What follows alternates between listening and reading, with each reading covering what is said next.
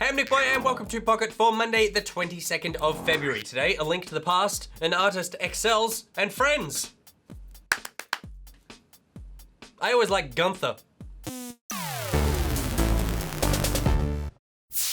Alright, here's what's been making headlines. The pricing and launch window for the HTC Vive has been announced. The VR headset will become available for pre-order on the 29th of February and will set early adopters back a whopping... Okay, so this is gonna hurt, so I'm gonna get John to show you some pictures of kittens while I do it. Okay, you ready, John? Good boy. The Vive will cost $800 US. Are you okay? John, give the people some puppies. No, not yours, the dog ones.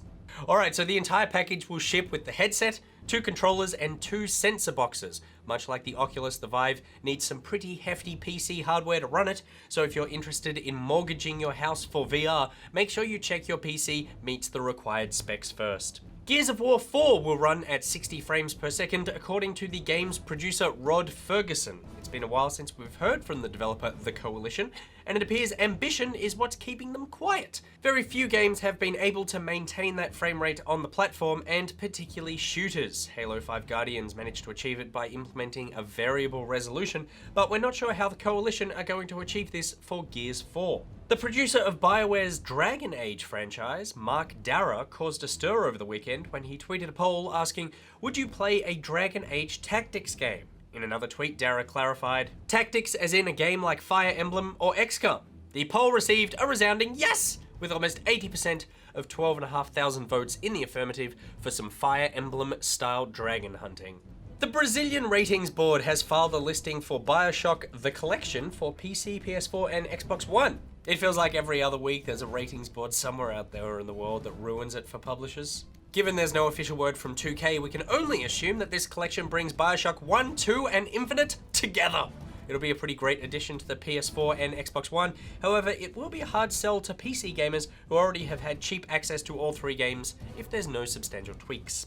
I'm joined now by Tobias Venus, our new field producer, junior producer. How are you? I'm great, thank you very much. To discuss our fun and news story. The Legend of Zelda turned 30 over the weekend. Happy birthday, Zelda. Well done. I turned 30 this year as well. I'm just saying, I'm putting it out there now. Wow. I know you're new, so I just want you to prepare for this. Now, some Zelda facts.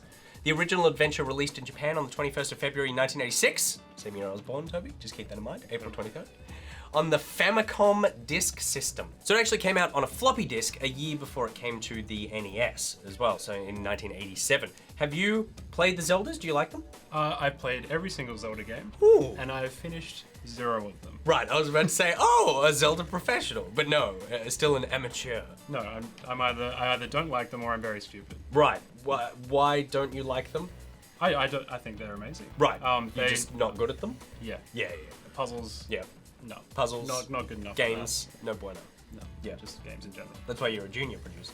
That's right. All right. 30 years is an extraordinarily huge amount of time to be celebrating a video game, particularly one that is still relevant. Like there's a new Zelda coming out. People are still pumped for that. Do you think that in 30 years' time, is there any game now that we'll be remembering fondly and possibly looking forward to a new iteration of? Yeah, I'm thinking more about an entire genre of games which are coming out this year, which is virtual reality. Oh yeah. So in 30 years' time, we'll be looking back at videos of us using the Oculus and the Vive, just grabbing for things and looking around on these archaic roller coaster games and shooters where you can barely move and people walking into walls and stuff. So we'll be looking back and going, oh, what were we thinking? It's like haircuts in the 80s or something. Yeah. I know we'll be looking back and go, holy shit, that was expensive. All right, well, happy birthday, Zelda. I'm glad you're still with us. Moving on now. It's the end of the day. Thing of the day. YouTuber Happy Learning showed off some impressive skills by recreating some GTA 5 promo art in Microsoft Excel. I guess you could call it cell shading.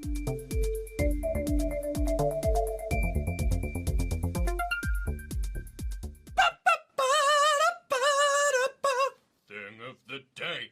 And now it's talk through time where you suggest a topic and we talk through it. Today's topic comes in from Jonah Ting. Mr. Ting says, do you gain more friends by playing games? And he means real friends, not that guy, which I assume is just like some random that he occasionally sees in a Halo match. Or do you lose friends by playing them? Toblerone Have you gained or lost friends playing video games? I haven't ever lost any friends. That's I because guess. you're so charming. Yes, let's say that. But I've definitely connected with people over video games at parties and at people's houses. Strangers or people you already knew? Both. Right. I've met some pretty cool strangers who I would now call friends. Right. Through games. Give me an example of how you made a friend.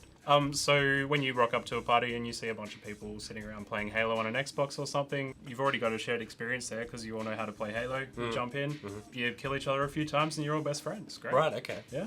This is a completely foreign concept to me. All of it. Parties, friends, Halo. Yeah. None of this is things that I do.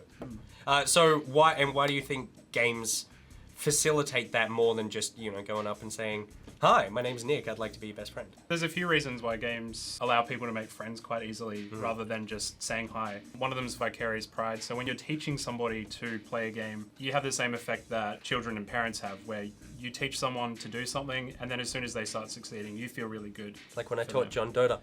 My little boy. Exactly. My little boy's growing up! Yeah. John, you're so good! Yeah, and then with games like Guitar Hero and Wii Sports, it's more about happy embarrassment. So everyone's brought down to the same social level because you all look so stupid, and that allows you to become friends as well. Well, I have actually never made a friend through a video game, but I think that's mainly because I tended to not play games with people growing up. It was a sort of very solitary thing for me, and I didn't really play very many multiplayer games. And now that I'm an adult, I'm a grown boy, and I do play some multiplayer games. The games that I play that are multiplayer seem to have toxic communities built into them almost as a feature, so I tend to just mute everybody straight away. I did make that guy in Dota. I have on my Steam friends list, there's a guy whose name I can't remember, so I'm sorry, strange man, and I've tagged him as nice Dota guy, but I'm too nervous to talk to him anytime he logs into Dota, because I'm like, what if he rejects me? I don't think I could handle that. Yeah. Yeah, so I'm probably that person that wasn't in any of the parties. But I have actually made friends with people in the community surrounding video games. So obviously when I started working here, I made a bunch of friends because of video games, just because of the nature of the job. And obviously with you guys, I actually have a lot of interactions with you over the course of almost every single day online and through the videos and YouTube and all that sort of stuff. And even though that's not sort of face-to-face friendship, that is like a friendship of sorts that I feel like has really developed because of video games. And actually watching you guys become friends is actually the coolest part of this, because I've seen a bunch of you form friendships and start playing games together because of this community. So I think it can happen in multiple ways. And if you see Toby at a party, please be my friend. Please be his friend. Go ask for a game of Halo, or embarrass yourself. What was it called? Happy Embarrassment. Happy Embarrassment by asking him to play the guitar. All right, guys, that's it for the talk through. Let us know in the comments if you have ever made a friend playing a video game. Are you friends with that friend right now? Are you married to that friend? That would be a nice story. Make my day. And while you're there, please let us know a talk through topic for tomorrow, and stay on the internet and check out Good Game on Facebook, YouTube, and iView. Want to meet fellow Pocketeers? Then join the Pocketeers Facebook group and Steam group for friends. You can follow Good Game on Twitter at Good Game TV, follow Pocket at NichBoy, at Pierreth, at GGEditMonkey. He's at TobyGV, be his friend online, and there are links to everything I just said in the description below. Today's Thing of the Day graphic was made by Jacob Bradbeer. Great name, Jacob, and thank you for your submission. We are running low on Thing of the Day submissions, so if you have made a thing, please send it in, or we're just gonna have to play this on loop for the rest of the year.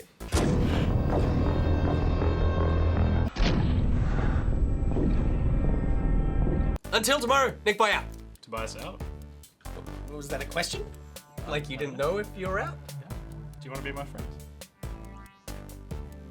Please. Yes.